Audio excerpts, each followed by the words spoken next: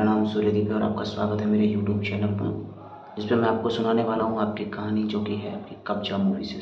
तो यह कहानी की शुरुआत में आपको दिखाया जाता है कि कुछ पुलिस वाले कुछ लोगों के साथ लड़ाई कर रहे होते हैं, जिसको कि एनिमेशन में दिखाया गया है। इसमें हमें कहानी को समझने में आसानी होगी। कहानी की शुरुआत में हमें दिखाया जाता है कि बहुत सारे पुलिस वाले इकट्ठा होकर कुछ लोगों के साथ लड़ाई कर रहे हैं, लेकिन बाद में हमें पता चलता है कि ये राउडी होते हैं जिन्होंने पुलिस वालों पर हमला बोला होता है, क्योंकि पुलिस वालों ने इनके एक बंदे को उठा लिया होता है। जिस वजह से इन्हें रोकने के लिए एक स्पेशल बंदे को बुलाया जाता है, जो कि हमारा हीरो होता है, जिसका नाम होता है भागव, जिसका रोल संदीप गुर्जर ने किया है। पता चलता है कि वो बहुत ही खतरनाक कमांडो है, जो कि हर परिस्थिति में लड़ने के लिए तैयार रहता है।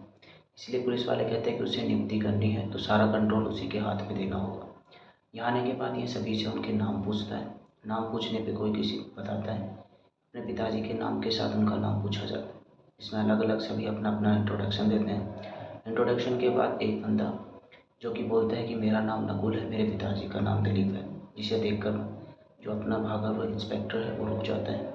वो उससे पूछता है जाके कि तुम क्या पार्षद का चुनाव लड़ने वाले हो? तो वह उससे ऐसे ही धिक्कारते हुए कहते हैं, हाँ तो लड़ने वाला हूँ, तो क्या करोगे? ऐसा सुनते ही भागव उसे एक थप्पड़ जड़ देता है, जिसके बाद वो अपना होश खो देता है। इसी के साथ भागव में आगे दिखाया जाता है, जो कि एक स्पेशल जो हमारे विलन की इंट्रोडक्शन होता है इसमें, जिसका दिखाया जाता है। हमारे विलन का इंट्रोडक्शन किया जाता है, जिसका नाम होता है आर्कम, जो कि इस फिल्म में विलन का रोल करता है, जो कि अपने बहुत सारे गुंडों के साथ आकर पुलिस वाले को भून रहा होता है। तभी हमें कहानी सुनाता है कि ये बात कैसे उठा, कैसे चला। यहाँ से कहानी आपकी रियल शुरू होती है।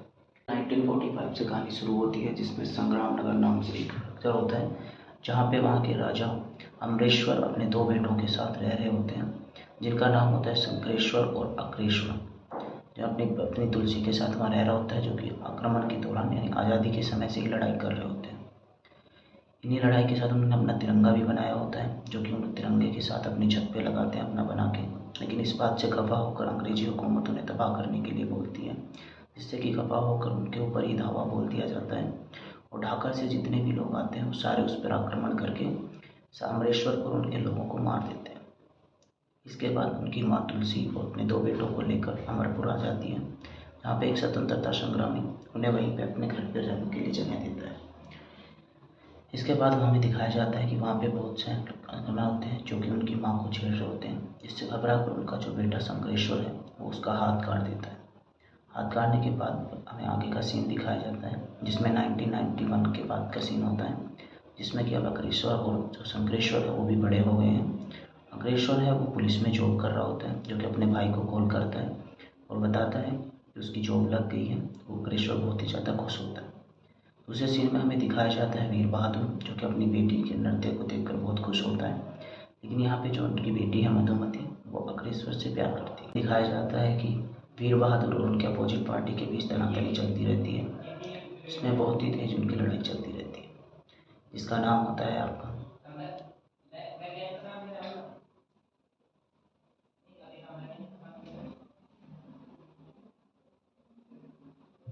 इसमें उनकी लड़ाई चलती रहती है। इसी के साथ ही उनके लड़ाई होते हैं। इसमें जो वीर बहादुर है वो कभी भी अभी तक चुनाव नहीं जीता होता है आज़ादी के बाद से, जिसमें वो अपने सभी राजाओं को इकट्ठा करता है, उनके साथ मिलकर करता है। उधर जो उनकी दूसरी अपोजिट पार्टी का बंदा होता है वो भी अपने लोगों को इकट्ठा करता है, उन्हें बताता है कि वीर बहादुर एक मीटिंग आयोजित कर रहा है, जिसमें उन्हें हराने का निश्चय है, तो हराया नहीं जाना चाहिए, इसलिए अपने बेटे को बुला लेता है। इसमें सबसे खतरनाक जो विलन होता है कर रहा होता है, खालिद अपने बेटे को वहाँ से बुलाता है। इधर हमें दिखाया जाता है कि जो मधुमती है वो अपना रिश्ता लेकर अग्रेश्वर के घर पे चली जाती है, जहाँ पे उनका रिश्ता पक्का कर देती है उनकी माँ। वहीं पे हमें दूसरा सीन दिखाया जाता है कि एक कपल चादर ठीक करवाने के लिए चौराहे पे आया होता है। वहीं पे खालिद का बेटा भी उसी समय आ रहा होता है, जो कि जश्न में मशगूल होकर गोलियाँ चला रहा होता है। तो एक गोली कपल की जो औरत होती है उसको लग जाती है, जिससे कि उसके मौके पर ही मौत हो जाती है। लेकिन इस बात से अपनी गलती ना मानते हुए जो खालिद का बेटा है वो उसी बंदे के ऊपर आक्रमण कर देता है। इससे खफा होकर वहाँ पे शंकरेश्वर आ जाता है, और वह वहाँ पे तनातनी के अंदर खालिद के बेटे की मौत हो जाती है। इसके साथ ही खालिद जो शंकरेश्वर की माँ है वो उसे बोलती है कि तुम बेटा गाँव छोड़ के चले जाओ, यहाँ पे तुम्हें खतरा है। लेकिन तभी पुलिस आ जाती है और पुलिस आके कहती है कि भागने से अच्छा है तुम कानून का सहारा लो, कानून में रहोगे तो बचे भी रहोगे। ये कह के उसका बेटा जो छोटा होता है अखिलेश, वो भी कहता है हाँ माँ तुम कानून का सहारा लो, कानून के साथ ही तुम। लेकिन सुबह के सीन में हमें दिखाया जाता है कि शंकरेश्वर का कटा हुआ सर है जो कि बाहर बोरे में पड़ा होता है और चौराहे के ऊपर टांग दिया जाता है, जिसे खालिद ने ही मारा होता है। ऐसा देखकर शंकरेश्वर का जो भाई है अखिलेश्वर, वो जाता है पुलिस वाले के पास और कहता है कि मैंने तुम्हें अपना भाई दिया था, तुमने उसे मुझे कटा हुआ सर ला के दिया है। ये सुन के वो कहता है कि तुम्हारी हिम्मत नहीं थी उससे लड़ाई करने की, इसलिए तुम्हारा भाई लड़ाई करता था। इससे गुस्सा होकर शंकरेश्वर ने उसका सर काट के अपनी माँ के सामने पेश कर दिया। इसी तरह यहाँ वहाँ पे वह मिलता है एक अलग ही खालिद से, जिसका नाम होता है टारगेट, जिसके पिता को खालिद ने मार दिया होता है, जिससे उससे बदला लेने के लिए वह वहाँ पे तड़प रहा होता है। वहीं पर जेल के अंदर ही उससे मधुमती भी मिलने आती है। वो कहती है कि तुम ये सब छोड़ दो, तुम्हारे से गलती से अपना इतना बड़ा पाप हुआ है, तुम इसे भूल जाओ। लेकिन वो कहता है नहीं, ये गलती से नहीं हुआ है। तभी खालिद के पास ऊपर से कॉल आता है और कहता है कि तुमने इतने बड़े पुलिस वाले को मरवा दिया, जो कि ऊपर होता है बगीरा, जो कहता है कि इतने बड़े पुलिस वाले को तुमने ऊपर से मरवा दिया, तुम्हें इतना थोड़ा होना चाहिए कि हमारा पूरा राज्य है वो मिट्टी में मिल जाएगा। यह सुनकर वह बाली को मारने के लिए भेजता है जेल के अंदर, लेकिन वहाँ पे भी बगीरा उसे मारकर, उसके सभी आदमियों को मारकर हेलीकॉप्टर से टांग कर उसे बाहर फेंक देता है। ये सुनकर खालिद पागल हो जाता है और कहता है कि जहाँ पे भी मिले उसे वहाँ पे ठोक दो। जैसे जमानत पे बाहर आता है, वहाँ पे उसे टारगेट के बंदे मिलते हैं जो कि उसे ले जाते हैं, लेकिन ले जाते हुए उन पर ताबड़तोड़ बारिश होती है गोलियों की, जिसमें कि सारे बंदे मर जाते हैं। केवल वहाँ से अकीला जिंदा बचता है। अकीला के जिंदा बचने के बाद वो उसे बताता है कि तुम ही जिंदा बचो, तुम्हें अपना बदला लेना है। यह देखकर अकीला उसके ऊपर हमला बोल देता है, जिसमें वह खालिद को मार देता है और ठीक वैसे ही मारता है जैसे उन्होंने उसके भाई को मारा था।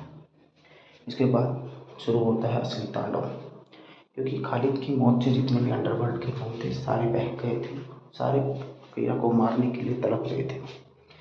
तभी अकीरा वहाँ पे आता है मधुमती से मिलने के लिए। वो कहता है कि मैं यहाँ पे रहना चाहता हूँ। मधुमती भी उससे कहती है कि तुम वादा करो तुम ये सब कुछ छोड़ दोगे। वो कहने ही वाला होता है कि हाँ मैं छोड़ दूँगा, लेकिन तभी उस पर हमला हो जाता है, जिसमें भी वह सबको मार के भगा देता है। इसके बाद वह डॉन बन जाता है और वहाँ पे वीर बहादुर के साथ जाके हाथ मिला लेता है कि मैं तुम्हें बचाऊंगा। इसके साथ ही खालिद का जो साम्राज्य है वो ख़त्म हो जाता है और वीर बहादुर की सत्ता चुनाव में आ जाती है। इसके साथ ही वीर बहादुर अपनी बेटी का विवाह तय करने वाला होता है, लेकिन उसी समय अकीरा उसे लेकर भाग जाता है। इसके बाद वीर बहादुर है वो कहता है कि मेरे माथे पे कलंक जड़ की गई है, इसका बदला मैं जरूर लूँगा। इसके साथ ही हमें दिखाया जाता है बगीरा को, जो कि बहुत ही गुस्से में होता है और कहता है कि तुमने पूरा खालिद अकीरा के हाथों सौंप दिया, तो उसका बदला मैं लूँगा। और वह खुद ही लड़ाई करने के लिए मैदान में उतर जाता है। बहुत सारे लोग इकट्ठा करके वहाँ पे अकीरा को मारने के लिए आता है, लेकिन अकीरा सारे लोगों को अपनी तरफ मिलाकर वहाँ पे बगीरा को ही मौत के घाट उतार देता है। बगीरा के मरने से बगीरा का भाई पागल हो जाता है और वह वहाँ पे लोगों को भेजता है कि तुम किसी भी तरह से अकीरा को मार कर मेरे पास लेके आओ। लेकिन जितने भी लोग जाते जा रहे थे सारे मरते हुए वापस आते जा रहे थे। उसने वहाँ पे जाके बगीरा के भाई को भी वहीं पे ख़त्म कर दिया।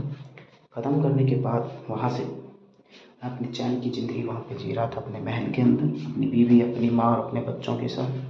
लेकिन तभी उसकी बीवी कहती है कि मुझे अपने पापा से मिलना है, पापा से मैं मिलने के लिए जाना चाहती हूँ। पापा को फ़ोन करके वो बताती है कि वह मिलना चाहती है। तो उसका बाप यानी वीर बहादुर कहता है कि तुम यहाँ के आके नाती के साथ आओ और मुझे बुला के ले जाओ, तभी मैं आऊँगा। अपने पिता को लेने के लिए उनके घर चली जाती है। वहाँ पे पहुँचने पर उसे वीर बहादुर की सच्चाई पता चलती है, जो कि कहता है कि तुम्हारी वजह से मेरे माथे पे कालिक लगी थी, जो कि अब मैं तुम्हें मार के मिटा लूँगा।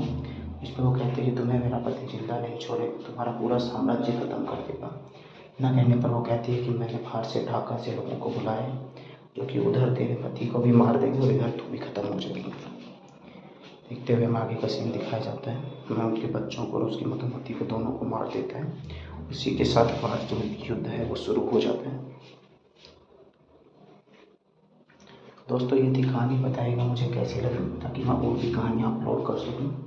सुनते रहिएगा कब्जा मूवी के साथ।